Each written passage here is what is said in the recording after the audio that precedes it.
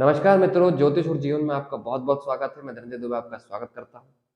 आज हम बात करने जा रहे हैं नक्षत्रों की श्रृंखला में भरणी नक्षत्र के बारे में। कुछ बातें जो पहले आप जान लीजिए वो ये कि भरणी नक्षत्र जिस राशि में पड़ता है वो मेष राशि है और मेष राशि के स्वामी अब हम लोग पिछले नक्षत्र सीरीज में बात कर चुके हैं कि मंगल है।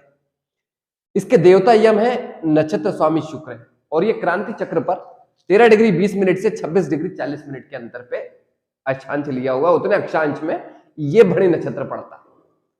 अब जो जानने वाली बात है वो ये है कि आखिर इसके अंदर जो जातक जन्म लेता है उस पर किस तरह के प्रभाव पड़ते हैं।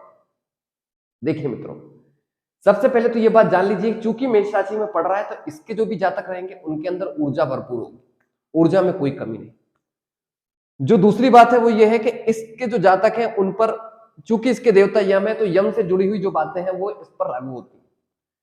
पौराणिक कहानियों में कहा जाता है कि सूर्य के पुत्र थे यम, जो अंजना से पैदा हुए यम और यमी, और जब संजना जो है वो सूर्य के तप से जब तपन बढ़ गई तो वो उनको छोड़ करके चली गई तप करने। तब उन्होंने अपनी छाया को छोड़ा, पर छाया का जो व्यवहार था यम के प्रति वो सौतेला था।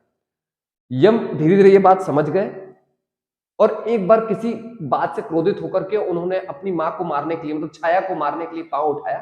छाया ने ये देख लिया और उसी वक्त उसने क्या किया, यम को श्राप दिया कि तुम्हारा जो पैर है, जो मारने के लिए तुम उस पर उठा रहे थे, उस पर कीड़े लग जाएंगे और वो विकृत हो जाएगा, सड़ जाएगा। यम अपने पापा के पास गए और जैसे ही उन्होंने पिताजी को बताया, मतलब सूर्य भगवान को बताया कि माँ ने मुझे श्राप दिया है, सूर्य भगवान समझ गए। उन्होंने अपनी दिव्य शक्ति से यम का पैर ठीक किया। लेकिन यहां पर जो समझने वाली बात यह है वो ये है कि इससे जुड़े हुए जो जातक रहते हैं इस नक्षत्र से, उनको अपने साथ के लोगों से सौतेला व्यवहार आप ज्यादातर उनको महसूस होता है। जो साथ में जुड़े हुए लोग रहते हैं उनकी जो मंशा रहती है वो ऐसी रहती है कि वो कहने को उनके अपने रहते हैं पर उनका व्यवहार हमेशा सौतेला टाइप का उनको महसूस होता है।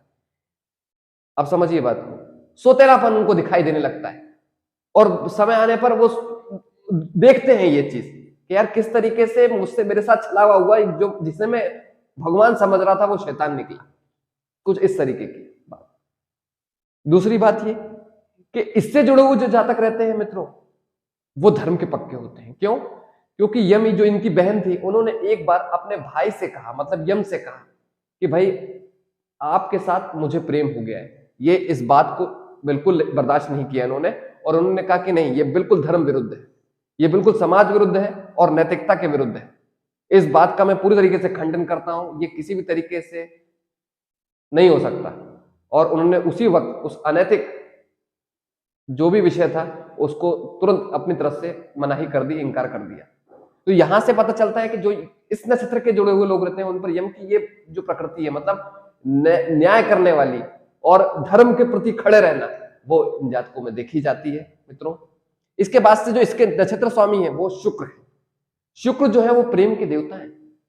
यहां पर ये जो जातक रहते हैं भरणी नक्षत्र के, उनके साथ में एक दिक्कत रहती है कि वो लोग जो प्रेम में डूबते हैं तो प्रेम में पूरे तरीके से डूब जाते हैं।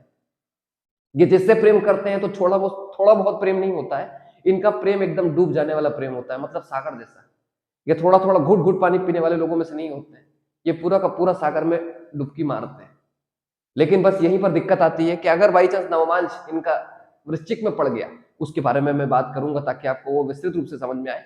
अगर नवमांश वृश्चिक में पड़ गया तो फिर ये लोग तंत्र मंत्र और यंत्र सिद्धि से भी पीछे नहीं हटते और किसी भी तरीके के कर्मकांड और क्रिया में जाना पड़ जाए तो ये पहुंच जाते हैं।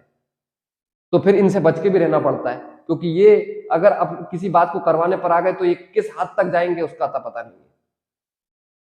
हाँ, प्रेम में डूबना इनके लिए भी दिक्कत है, क्योंकि ये फिर दूसरे सारे काम छोड़ करके प्रेम में ही डूबे रहेंगे। फिर ये अपने उस बात को अपने दिमाग से निकाल नहीं पाते, ये रह रहे कि उस बात के चारों ओर इर्द गिर्द घूमते रहते हैं। कुछ प्रकृति इनको अपनी भी संतुलन में लाना चाहिए ताकि इनको भी जीना आसान हो पाए। ये ज्यादातर दुख में रहते हैं, वो प्रेम संबंधी दुखों में रहते हैं, क्योंकि इनको ये हमें एक तो सौतेलापन, दूसरा नैतिक कार्य अगर इनको दिखाई नहीं देती तो उसका दुख, तीसरी बात ये जिसके प्रेम में पड़ते हैं और प्रेम इतना ज्यादा हो जाता है इनको कि ये बाद में उस प्रेम से निकल नहीं पाते। ये प्रेम पूरी तरीके से डूब के अपने आप को उसी स्थिति में डुबा देते हैं। तो इनको, इनकी प्रकृति को समझना, आपने समझा किस तरीके से ये इन लोगों का जो मनोदशा रहती है वो रहती है। और भी बहुत सारी बातें हैं जिन पर हम चर्चा करेंगे। इसके बाद से हम कृतिका नक्षत्र पे बात करेंगे मित्रों। तब तक के लिए बहुत बहुत धन्यवाद।